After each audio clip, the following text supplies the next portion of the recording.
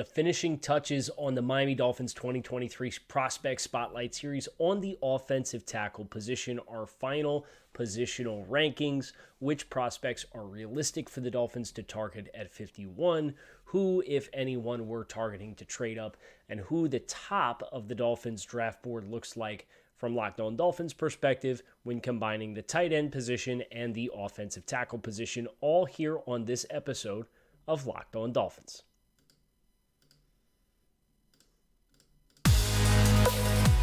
You are Locked On Dolphins, your daily Miami Dolphins podcast, part of the Locked On Podcast Network, your team every day. What is going on, Dolphins fans? It is Kyle Krabs of Locked On Dolphins. It is your team every day here on the Locked On Network. It is Thursday night, April 6th, 2023. I'm your host, Kyle Krabs, lifelong Miami Dolphins fan, decade-long draftnik, your host here on Locked On Dolphins, also the co-host of the Locked On NFL Scouting podcast with Joe Marino, podcast dedicated to team building across the entirety of the NFL. You can find all of our shows on Locked On YouTube or wherever you find your favorite podcasts. And today's episode of Locked On Dolphins is brought to you by FanDuel. FanDuel Sportsbook is the official sportsbook of the NFL. Make every moment more. Visit FanDuel.com/LockedOn today to get started. And thank you guys for making Locked On Dolphins your first, or in this case, your last listen of the day. It's late. It's about 9 p.m. on Thursday night, April 6, 2023. And we're dropping this show because of a number of reasons. We did the prospect spotlight on Jalen Duncan this morning. And I said we have one more tackle to do to get to 10 tackles in this offensive tackle group, which are ideally the ones that you would be looking at potentially to draft in the first three rounds, aka the Dolphins picks at 51 and 84, to land an actual upgrade over what you currently have on the roster. Well, my originally scheduled 10th offensive tackle was Tyler Steen, the left tackle from the University of Alabama, former defensive lineman, converted to offensive tackle for Vanderbilt Commodores, and then transferred to Alabama. Watched 3 games. In my assessment, he's a guard. So we're going to do him in the guards. But he got a grade, but we're going to do him in the guards. So then I pivoted to Jordan McFadden, offensive lineman from University of Clemson. Left tackle. Watched 2 games. He's a guard. So we had our third contingency for an offensive tackle prospect, and we landed on Carter Warren from the University of Pittsburgh. Torn meniscus, missed the last 2/3 of the season, only played in 4 games this year, incomplete athletic profile, watched his tape, scored 10th out of 10 offensive tackles. So we're not going to do the deep dive on him, and we're instead going to prioritize actually stacking this offensive tackle class pertaining to the Dolphins. So remember, we took 10 position-specific traits for the offensive tackle position, and we graded all of these tackles in order, and these are weighted in importance for this Dolphins system. Those 10 traits we graded these offensive tackles on: pass protection, lateral mobility, gravitational pull, football intelligence, power at the point of attack, balance, blocking in space, anchor ability, versatility, and hand technique. And what we've come up with is our list of final 10, but the problem is the Dolphins have about half of this list, literally half of this list, that I would generally perceive to be players who are untouchable for the Dolphins without a first-round pick. And because of that, we have to acknowledge we gave some really nice grades out for top offensive linemen. And the Dolphins are going to sniff these players. Paris Johnson Jr., Ohio State, top-ranked offensive tackle for this system. He got an 89.26 out of 100 points. That's top tackle. He's going to be long gone. He'll probably be a top 15 pick. DeJuan Jones, the other Ohio State tackle, was the second-ranked offensive tackle for this Dolphin system, 86.30 out of 100 points. Expect him generally to be long off the board by the Dolphins the time the Dolphins pick at 51.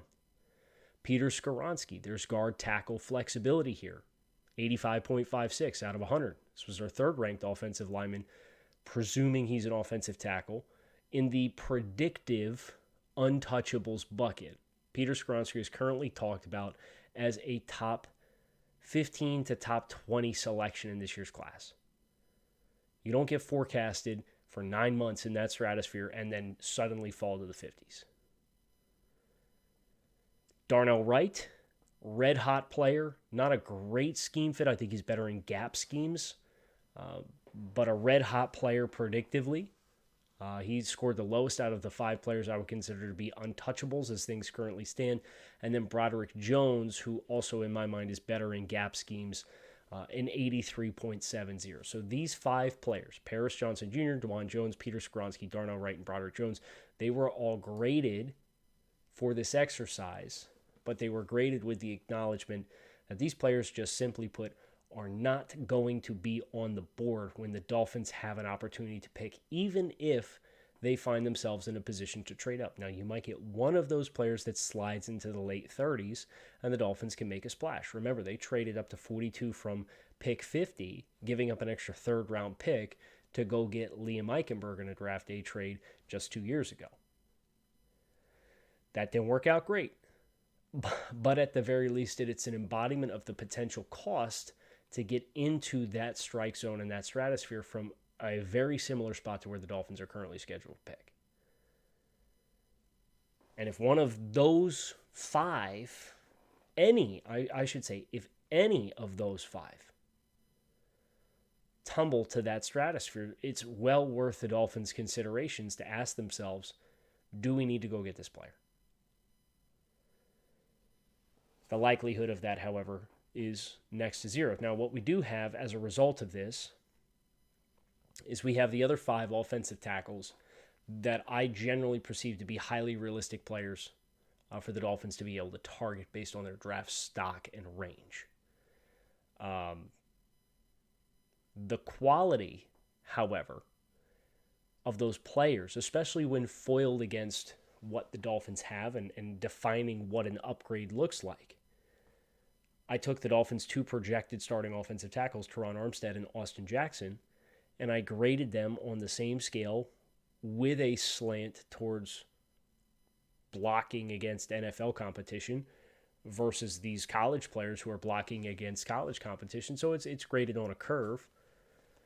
Teron Armstead, 94.5 out of 100 points. He's a roster cornerstone type player when he's healthy. He's an elite offensive tackle. Austin Jackson, on the other hand, 74.81 out of 100 points is how I would grade him for this Dolphins system based off the 10 traits that I have defined as being premier quality traits to have to succeed in this Dolphins offensive system. So you have about a 20-point discrepancy between your top tackle and your next best tackle. It's a problem. And all 5 of the untouchables that we just covered were 80.74 or higher, ranging from an 89 to an 80.74. Those players all being off the board hurts, but you have 3 players who are an 80 or above that do represent, in my mind, some level of an upgrade opportunity. Now, whether it's a significant upgrade opportunity or not, that's a different story, and we are, of course, going to cover that next on the show here in segment 2. But before we get there, the NBA playoffs are just about here, which makes now the perfect time to download FanDuel, America's #1 sportsbook, because new customers get a no-sweat first bet up to $1,000 back in bonus bets if your first bet does not hit. How's that for peace of mind? So download the FanDuel Sportsbook app. It is safe, secure, super easy to use, and then you can bet on everything from the money line to point scores and everything in between. Plus, FanDuel even lets you combine your bets for a chance at bigger payouts with same-game parlays. So don't miss the chance to get your no-sweat first bet up to $1,000 when you go to FanDuel.com/lockedon. That is FanDuel.com/lockedon to learn more. Make every moment more with FanDuel, an official sports betting partner of the NBA. So let's talk about the tackles that we perceive the Dolphins to have a chance at. right? We've established what the top of the class looks like. That's the opportunity cost of the misconduct of the Dolphins with the Tom Brady, Sean Payton snafu. It's going to be a hard pill to swallow. But you can't sit here and cry over spilled milk. The Dolphins' first pick is at 51, so throughout the course of this process, we're focused on the picks that are available at 51. So let's talk about who's available. Here's my top 5. Here's the other half, I should say. Consider half of the top 10 prospects at tackle to be untouchables. Here are my top 5 that I think the Dolphins have a crack at. Not all of these are necessarily appealing options. Matthew Bergeron out of Syracuse, an 85.93. He actually scored as my third highest offensive tackle for the Dolphins system. Graded higher than Skoronski, graded higher than Broderick Jones, graded higher than Darnell Wright. This is a player from a movement skills perspective, from a scheme fit perspective, from a positional flexibility perspective, from a length perspective, checks a lot of boxes. 85.93 is behind only the 2 Ohio State kids. And he has very little buzz predictively as being a top 100 player. That's good news for the Dolphins. Or excuse me, as a top 50 player. That's good news for the Dolphins, especially in the first round. If you had to ask me, this would be a player that I would be willing to consider trading up from 51 to go get. I think he can provide an upgrade at either spot, left guard or right tackle. Anton Harrison's a player who has a little bit of mock draft buzz in the first round, but I don't think he's as pure of a scheme fit for the Dolphins as what Bergeron is. He graded out as an 81.48 out of 100 points. If he was available at 51, I would draft him. And I would not think twice about it, barring other best players available at other positions. He ranked as OT 6. I actually graded him higher than Darnell Wright as far as being a fit in the Dolphins system specifically. Blake Freeland, an 80 on the dot. This is a player that I would draft at 84 if he were available, but I would not consider drafting at pick 51. As a point of reference, 80 was about the cutoff at the tight end position as well. I had 2 players that I would consider trading up for, Darnell Washington and Dalton Kincaid. Then I had 2 players that I would consider drafting at 51, specifically for the Dolphin system, those being Sam Laporta and Michael Mayer. Then you had Luke Schoonmaker and Tucker Kraft, who were an 80.37, who I said if those players are available at pick 84, they're viable selections that I would strongly consider drafting. Blake Freeland graded marginally by a couple fractions of a point lower than those players. But if you take a tight end first and Blake Freeland is there at 84, that's kind of the stratosphere in which, okay, let's say that we get some consistent coaching on this offensive line. Let's bet on this player. Let's bet on the traits. Let's try to develop him. It's a really good scheme fit. Past Blake Freeland, I think you are looking at fractional, marginal at best upgrades over what you currently have, specifically at offensive tackle. Austin Jackson, again, graded out as just short of a 75, 74.81. Jalen Duncan from Maryland is a 76.67 out of 100 points, and Carter Warren from Pittsburgh, who we did not do the deep dive on because of the score that he received a 74.44. I would consider Carter Warren a no-go zone, period, on day 2. Jalen Duncan is comparable to Blake Freeland, but I think not quite as pure of a scheme fit, and he's not as dominant in the run game. So if you go tight end first and you feel like you've pinned yourself into a hole where you have to draft a tackle, Duncan would be my in case of emergency break glass at 84 player. What immediately stands out to me about this group of players and how they are valued and how they are scored respective to the Dolphins system, the untouchables really sap the depth because there's good talent available at the top. But you don't have a lot of margin for error, in my mind, at offensive tackle. And as I look at the grades compared to the players that you have, while acknowledging there's still some level of forecast with players like Blake Freeland and Anton Harrison and Jalen Duncan, that even if you draft them and you feel like it's quote-unquote appropriate value, you don't know how that player is going to translate immediately as a team that is looking to win now. It's a risk. And you only have one player available in each slot. A trade-up player in Bergeron, a draft at 51 player in Harrison, a draft at 84 player in Freeland. That's about it.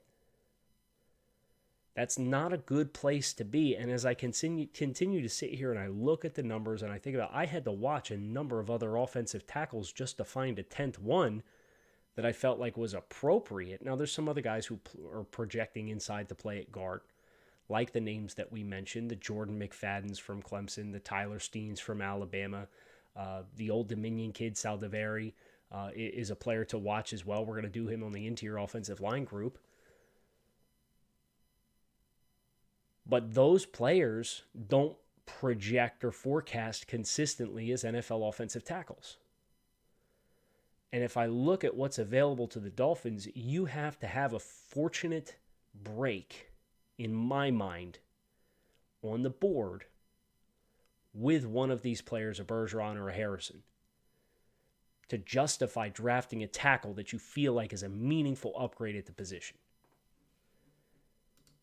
If you don't hit that, I'm more inclined to say, okay, let's try to identify an interior offensive line player, and let's make sure we either trade for a player post-June 1 or we get a post-June 1 veteran signing as a older player who can compete with these young talents that we have at the position.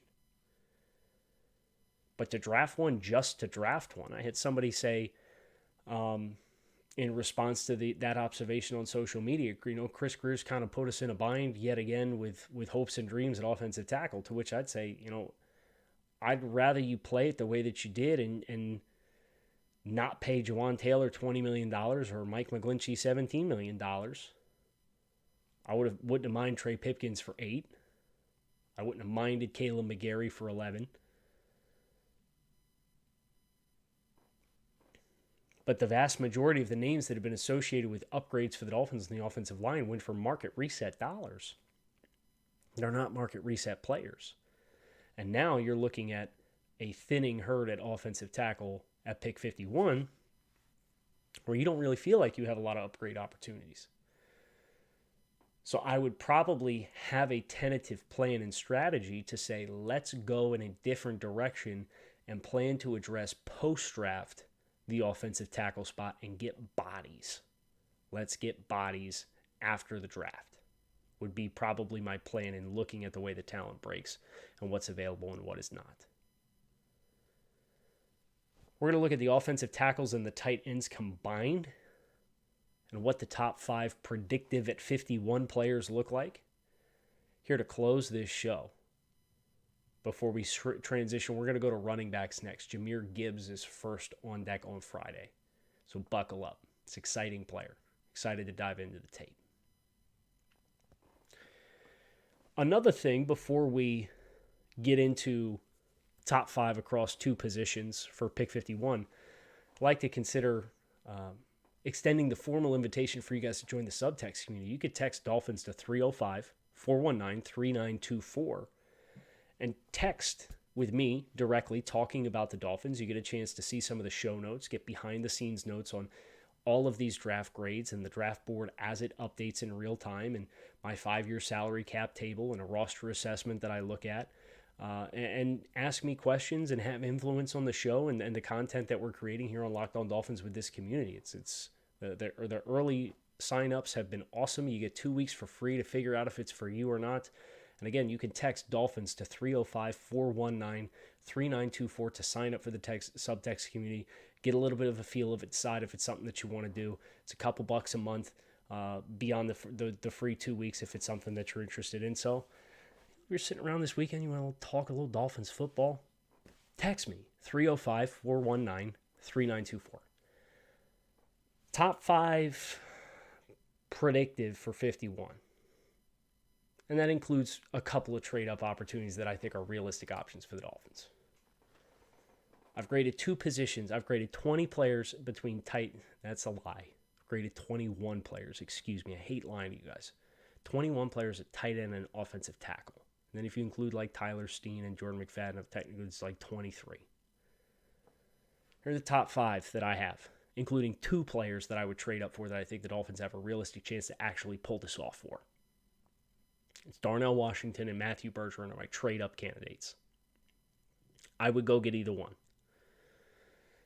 Now, they have to get into a strike zone in which you're comfortable with trading with the draft capital that's required to go and get it. Are you going to trade 51 and 84 to go get one of these 2 players?